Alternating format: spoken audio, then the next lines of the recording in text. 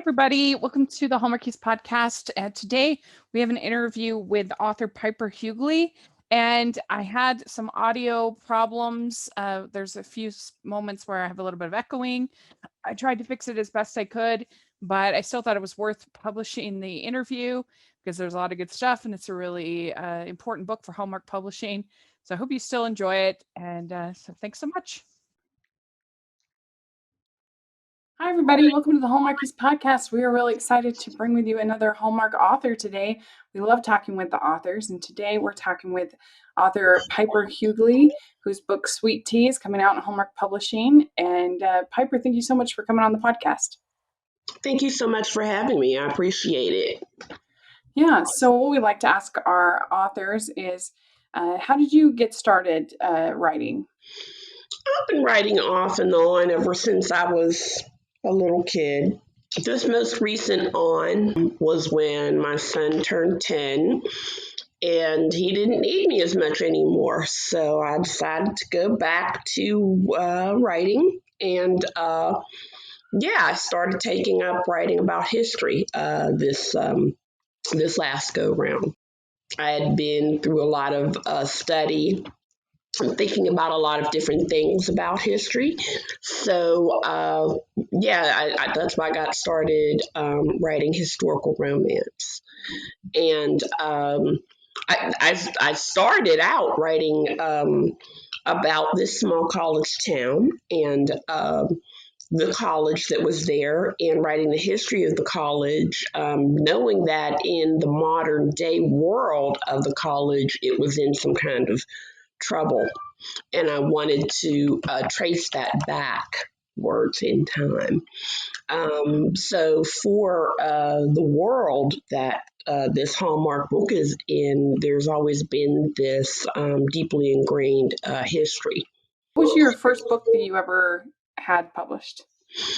The first book that I published was a novella called The Lawyer's Luck. I published myself. I got a sense for a while that the things that I was writing about, that the history that I was writing about, traditional publishing didn't necessarily welcome it. So when I got a little bit of money, after the death of my mother, I decided to go ahead and self-publish that novella and then the subsequent novel, The Preacher's Promise, which establishes the beginnings of Milford College and how it came to exist. So did you have a legal background because I know she wrote about lawyers in a couple different ones.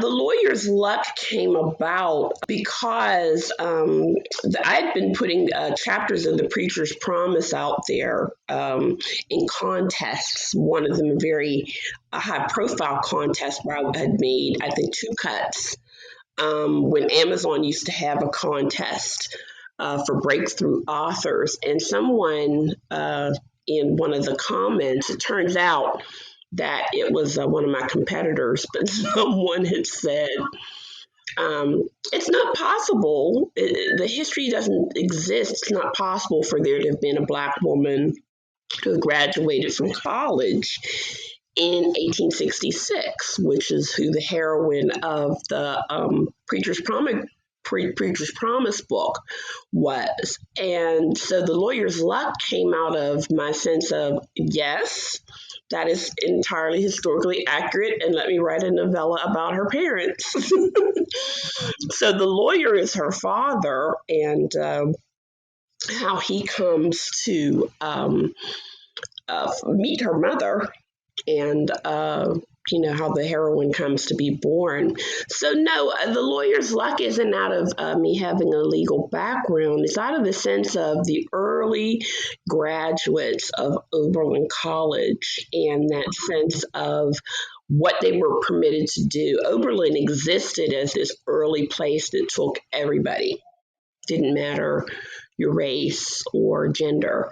It took everybody in the early days to study college, and that the profession of being a lawyer back in the 19th century was a lot more relaxed I was going to ask, did they take the bar and stuff like Right, that? no, that didn't exist back then. You read for the law and you traveled circuit. So Lawyer's Luck takes place in 1844. And so Lawrence, that's the hero's name, that's what he did, and how he learned to be able to become a lawyer and enter into his first case, his more remarkable case in terms of finding freedom for Really, who ultimately becomes his wife and Amanda's mother because she was enslaved. So, yeah, he's one lawyer I've written about, and I also wrote about another lawyer in 1876 in my novella, The Swan, whereupon Liam, that author, is called upon to, again, it was this whole thing about where you apprenticed with someone who was a lawyer and you read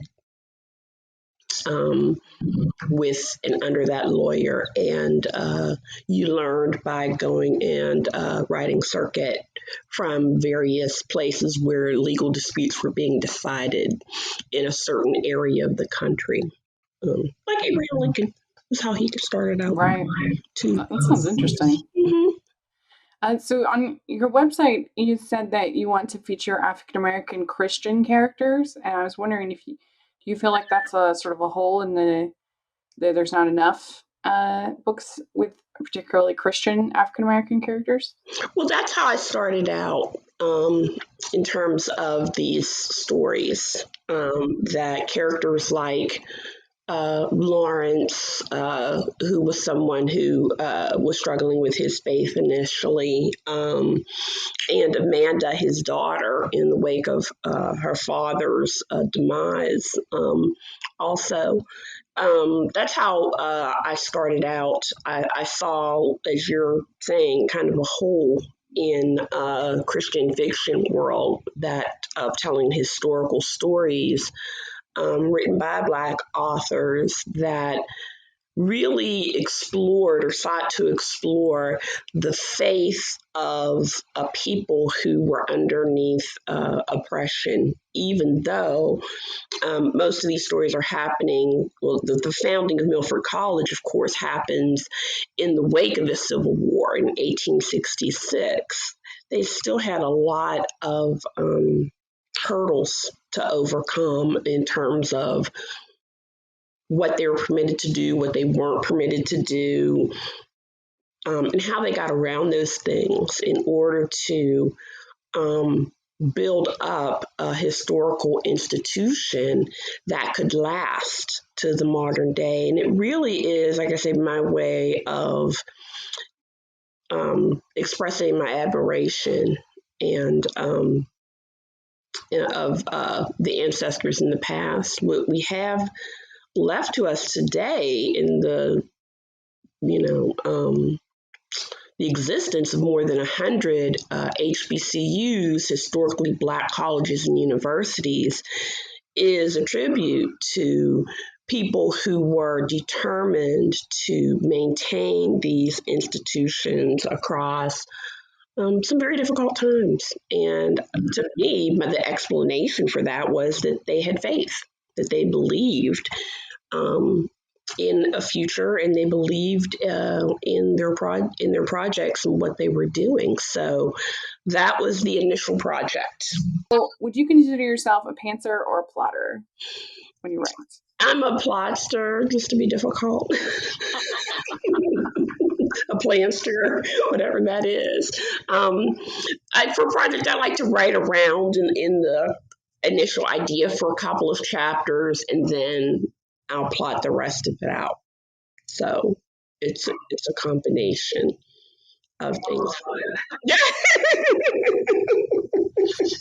So, how has the quarantine been for you? Do you feel like it's been easier to write or harder to write in this last year? I've had some pretty good success writing during it, and I don't know if it's because I'm on some level an introvert.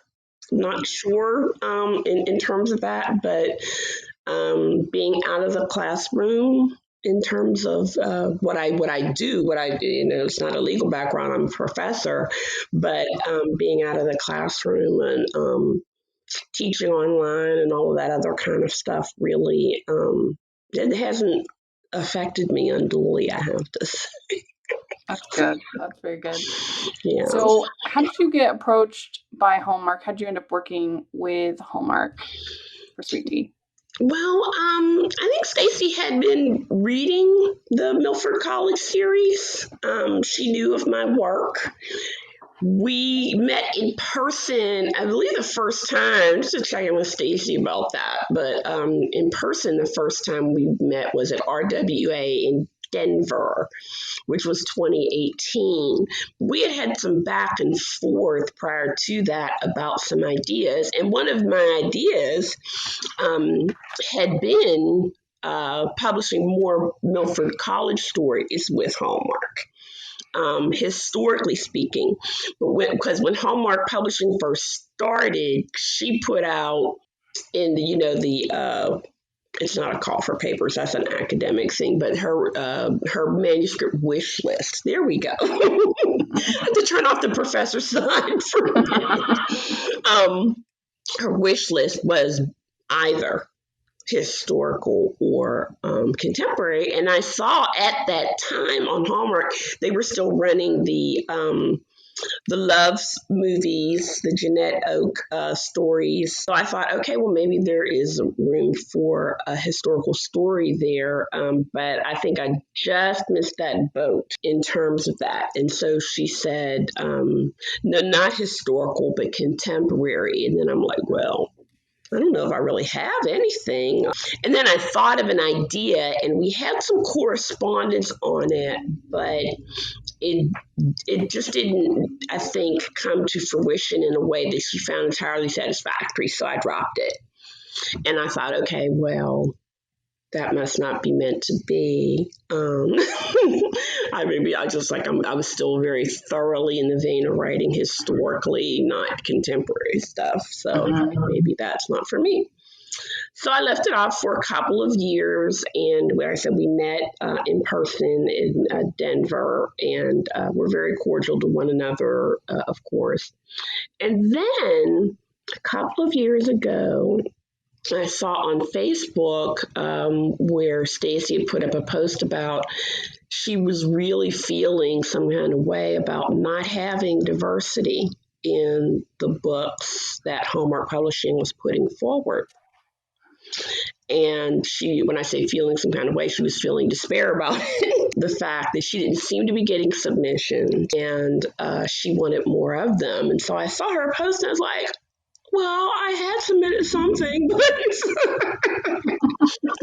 didn't seem like you wanted that, So I had a little thought in my head. I said, aha, I have this old story, this old modern day Milford College story on my hard drive. I said, let me send that to her and see what she thinks about that.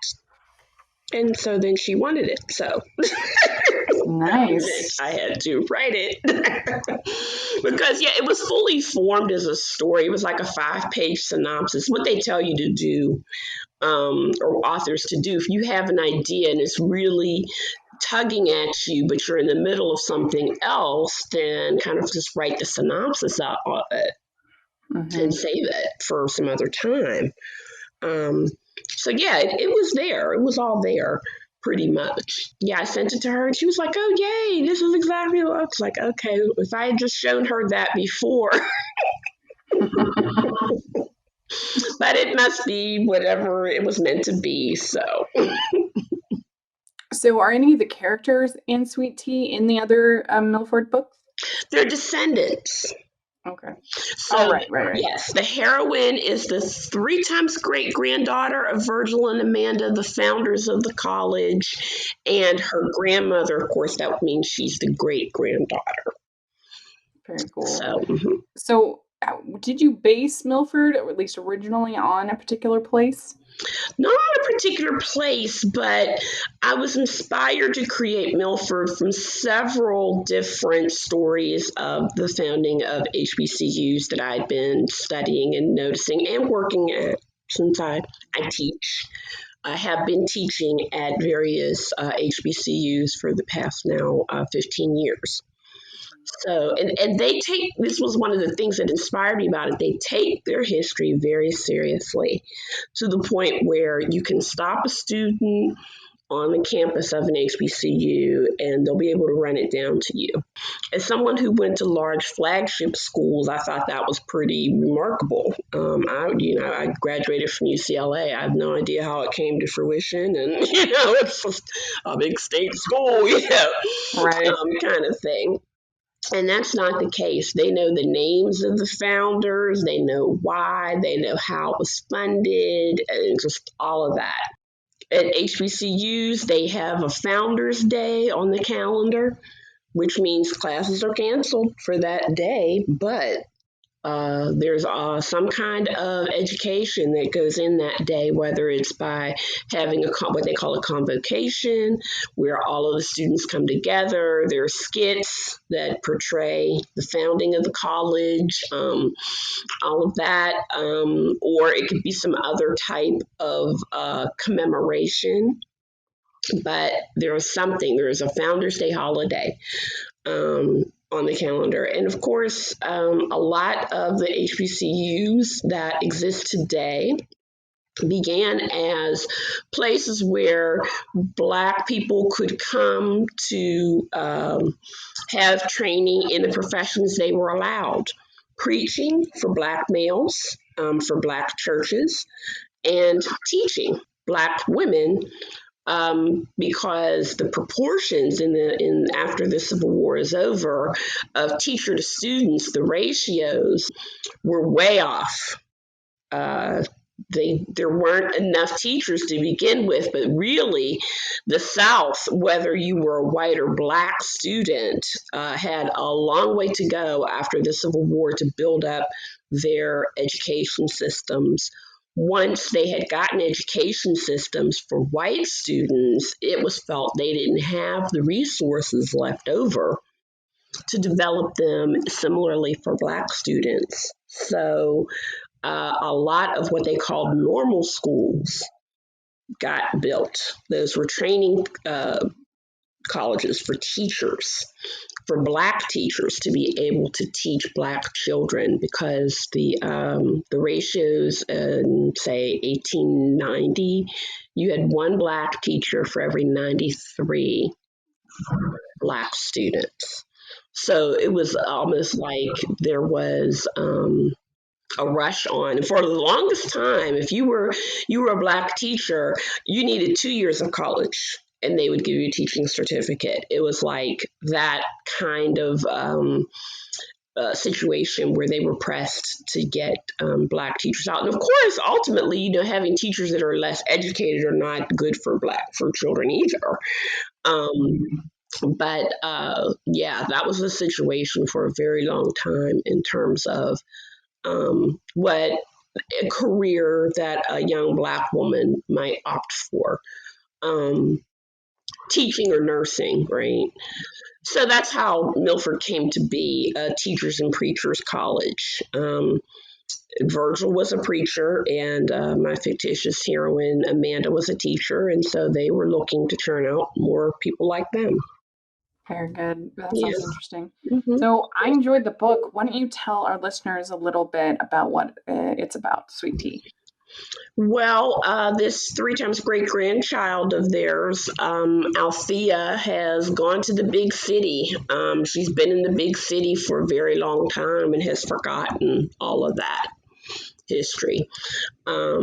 She is someone who's very successful. She's become partner in a very influential intellectual property firm, and she's just hit that sort of item off of her checklist, and now she's just kind of lost in terms of her life and her life's work. Something's going on with her grandmother. Some dude whom she doesn't know wants to make a documentary of her grandmother and publish her recipes. Recipes are intellectual property. And she's kind of alarmed that this guy has popped up and her grandmother's giggling on the phone and having a great time with this stranger. So she thinks she better go back home and come to try to figure out what's going on here and to make sure that her grandmother's intellectual property is protected. And so she does that, and that's how Sweet Tea gets started. It's a story. I think a lot of Hallmark stories have that kind of going from the big city back to the small town. But yeah, Althea is definitely in for a time of rediscovery of herself and who she is and what it is that she's lost while she's been away from home for so long. And she's been away from home for a long time for reasons that are revealed in the story. So. Yeah, I noticed that Althea has 3 names in the book, and I was curious if you kind of used that as to show 3 different parts of her character, or what was kind of your thought process behind that? Her path to discovery. When she was younger and she was at home and she was anchored and firmly rooted, she was one person, that was one name that she was. But when she comes away from Milford and is spending all of that time in the big city, she becomes this other name, Allie, that is what she thinks of as an acceptable name, something easier to say.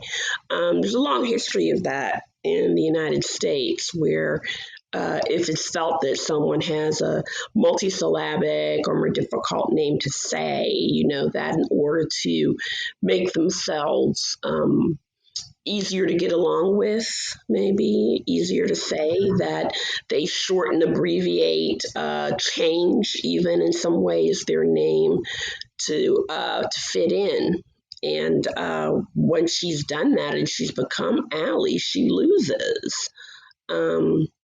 herself, a part of herself in that process. And so when she's able to return to Milford and rediscover those home roots and rediscover more who she is, she returns to who she was when she was young. We'd like to take a second from this episode of the podcast to celebrate our sponsor of this episode, and that is the Hallmarkies Patreon. Do you love Hallmarkies podcast? Do you want an inside scoop into what happens on the podcast? Do you want early access to episodes and loads of cool perks? Now is the time to become a patron of Hallmarkies podcast. By becoming a patron, you get to access our patron Facebook group. You can request episodes or even be a guest on the podcast. And most importantly, any patron can join our monthly movie watch-alongs with stars like Paul Campbell, Natalie Hall, and more. It's as low as $2 a month to join in and become a special part of the Hallmarkies family. Please consider, and we will love you forever. Go to patreon.com/Hallmarkies. That's patreon.com/Hallmarkies. So Miss Ada, is she based on anybody in particular? Yeah, I based her on Edna Lewis, who's a very famous Southern cook, in part.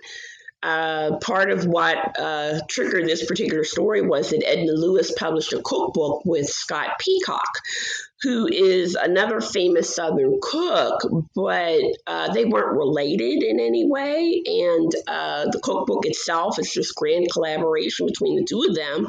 But I just always had kind of wondered, did Edna Lewis not have any family that she had chosen to pass her recipe legacy down to?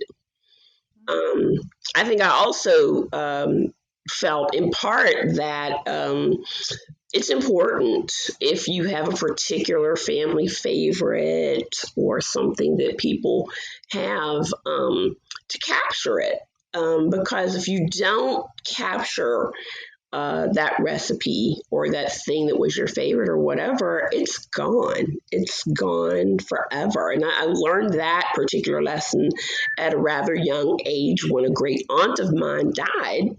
And she even had 3 daughters, nobody bothered to get some of her most seminal recipes. So to me, thinking of it and thinking of Jack's project in the sense of sweet tea is like thinking about a library burning down when an older person dies, to say, did anybody get those recipes? Did they get those stories? Did they get that information? All of that. So that's how I started first thinking about Edna Lewis and wondering if anyone in her family had gotten those recipes as Scott Peacock did, or did she collaborate with Scott Peacock because they, like my other cousins, weren't interested? So that's what made me think about the story, is like, what if you have family members who aren't interested in your legacy? Yeah, that's interesting. Yeah. So how did you come up with all of the food, the recipes? Particularly, I have never heard of a grape pie in my life. Grape pie is one of those things that carries through the Milford series. It's the pie that Amanda makes for Virgil that he begins to realize that she has some nice qualities about her. The story about how Amanda learned how to make grape pie was that it was originally a Yankee thing from the in New England. And the woman who taught it to her was somebody who had been a bit of a foster mother to her, and she had New England roots. And she taught Amanda when she was young how to make the grape pie. And anyone who spent time in the South, and this was something I learned when I moved south, knows that the kind of grapes that they have in the South are not the same as they have in New England. So she had to make the recipe, she had to adapt it for these Southern grapes down here. People know them as muscadines, which is a very large grape. It has a seed in it. My husband just loves to eat them. And it's the kind of grape that you really can't buy in the grocery stores down here. You get it from a wayside fruit stand in the country, or you have to go get them yourself.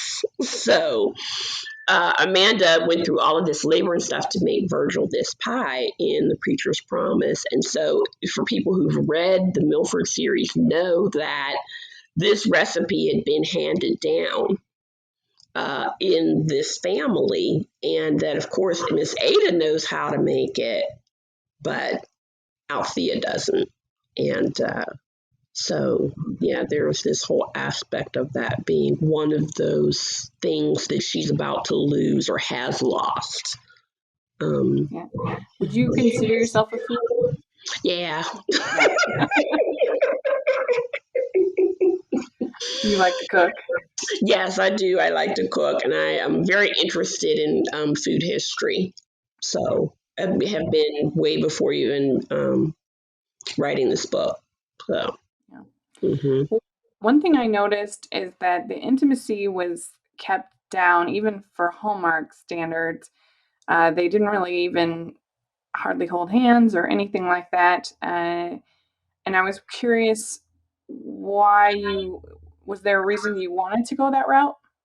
Well, I did have other kisses and stuff, but they were taken out of the synopsis. On it, Hallmark. Yeah. I also think that part of that, in terms of them, holding hands and all this other stuff, that given what has happened to Althea, she's still kind of wounded. And I think it's a wound that Jack understands in terms of his approach to her. So I think that he's aware, and I think it doesn't take any of that to mean that she's any less interested. They did hold hands, though, in church, though. There is that scene where they hold hands in church, and it's a landmark kind of scene for the two of them. It was less of a romance, but it was still obviously there. But I don't know, you were more focused on them growing as people. Yeah, as friends. I was. And I think that because they are, like, Althea has wounds, that Jack understands them, and he's not rushing her. I do very much think of the story as a beginning to what is going on between the two of them as a courtship. A lot of my stories do tend to focus on this notion of courtship, which is an old-fashioned notion in terms of the kinds of other romances that exist out there. But yeah, she's not too trusting in terms of just letting anybody in her world. And so, and Jack, like I said, Jack understands that she has to be courted, and he's down for that. So Yeah. So Jack, when he gets the job working for Miss Ada, how long was he planning on being there as far as making the documentary? he wasn't planning on being there that long, but he just fell in love with the place. You know, it's his Southern Treasures tour is indeed a tour. It's meant that he's going from place to place. You know, he's kind of footloose and fancy free his money, so it's not like he has anything to get back to in particular or whatever. But a couple of days in terms of that. But he just came to love the place, and as Milford says, once you're there, you never want to leave. So. Mm-hmm. Yeah. I mean, why would you? And all that delicious food. So you have an interesting situation with Allie or Althea and her getting partnership at the law firm that she's working at, and they're very underhanded about it. Mm-hmm. She earned it, she deserved it, Mm-hmm. but they were giving it to her because they wanted her to handle a particular case. Mm-hmm. Yeah. What were you trying to say with that part of the story? Well, her experience with the firm is one of those reasons why I never desired or wanted to be in a corporate setting myself. I've witnessed that in a lot of people in my life, my mother, and other Black people who are in a corporate circumstance where they're part of this like sort of chess game almost, and are used particularly for certain ends depending upon whatever circumstance it is, law firms, banks, whatever. And yeah, it's just like she has to have this realization of how she is in this chess game and to come to some understanding about whether or not it's okay to be used that way. A lot of people do. A lot of people accept it. You have a job. You have, like for my mother, you have kids to feed. You have they have to go to college and all of this other kind of stuff. But towards the end of her career as an executive vice president, I knew she didn't like what she had to become and be. So if you notice with her, there is a lot of this whole aspect of her masking and pretending and portraying that at the beginning of the story, it's one thing, but it becomes intolerable to her by the end of the story. Mm-hmm. And it's a masking and it's a camouflage, whatever you want to call it, that a lot of Black people would understand. Mm-hmm. Yeah, because even at the beginning, she starts out just saying, this is the goal. This was what I was supposed to be happy. Mm-hmm. Not happy. Why? And I think that's something a lot of people will be able to relate to. Well, even that part of the story, it was interesting. It wasn't necessarily from my mother, but from a neighbor of ours who had made partner in his law firm, and my mother had passed him on the street one day, and he just seemed his eyes seemed glazed over, and he was totally out of it. And for first, my mother thought that this dude was ignoring her. and didn't speak to her, whatever. So she was a little bit, mad about it, and went over to his wife and said, yeah, I saw Carl in downtown. I tried to speak to him, but he looks like he's just completely out of it. He just didn't see me or something. And his wife just shook her head and said, yeah, he's been having quite a time adjusting to having made partner, because once you have everything that you ever wanted, what else is there? Yeah, So, I think that's what made me think of that. And I think a lot of people have sort of realized one of the, I guess, good things about quarantine is a lot of people have realized that there's this other way of doing things that they never would have considered, right? That they could work from home, that they could, do a hybrid work schedule. It's just different things like that. And they're like, wow, I'm way happier. I mean, in whatever industry, it doesn't even have to be, white collar, blue collar, all of these, places that are having a hard time keeping staffing and stuff like that, because people have had that realization. Yeah, definitely. And we've seen that here too. I think there's a lot of truth there in that. Well, very good. Congratulations on the book. I really enjoyed it. And we'll have a link if people want to check it out in the description. We'll have an affiliate link if people want to pick up the book. But do you have social media or anything like that you'd like to share? Yes, I do.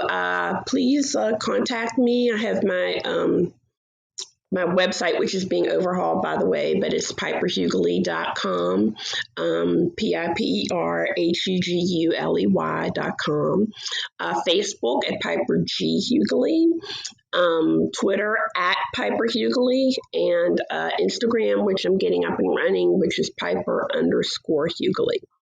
Great. We'll have that all in the description section so people can check that out as well. Yeah. And you can find me at Rachel's Reviews, all of our social media, iTunes, YouTube, and on Rotten Tomatoes. And make sure you're following the podcast at Hallmarkies Pod and Hallmarkies Podcast, all of our social media. And if you're listening on iTunes, please leave us your ratings and reviews. And if you are listening on YouTube, please give this video a thumbs up, subscribe to the channel. We also have our Patreon group and merch store. Check that out. And thanks so much, Piper. This was really fun to get to talk with you and about your book, and congratulations. Hope that this will be the first of many for Hallmark Publishing. Thank you so much, Rachel. I appreciate that. Yeah. All right. We'll talk to you all later. Bye, everyone. Bye-bye.